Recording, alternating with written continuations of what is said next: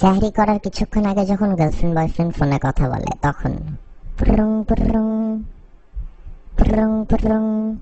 Hello জান, কি করো? এই তো জান, আম্মুকে হেল্প করলাম খাওয়া গরম করতে।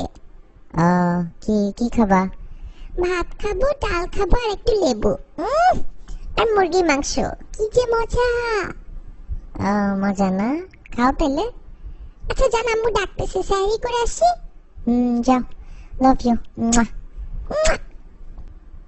সাহরি করার কিছুক্ষণ পর যখন আবার ফোনে কথা বলে তখন পুরুং পুরুং পুরুং পুরুং। জান খাইলা? হ্যাঁ জান খাইছি, খুব মজা ছিল। তুমি খাওয়া দাওয়া করছো?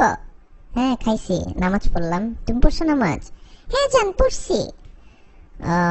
ঠিক আছে, কি করবা তাইলে? সকালে ক্লাস আছে না তোমার? যাও ঘুমাও, সকালই তো হয়ে গেছে অলমোস্ট। হ্যাঁ জান ঘুমাইতে যাচ্ছি। তুমি কি করবা? তুমিও ঘুমায় যাও, তোমার তো কোনো কাজ নাই। হ্যাঁ আমি ওই একটু ফেসবুকে মেসেজ চেক করে ঘুমায় যাচ্ছি, এখনই ঘুমায় যাবো আর 5-10 মিনিটে। আচ্ছা ঠিক আছে জান, রাখি তাহলে। Love you. এইটা কি করলা?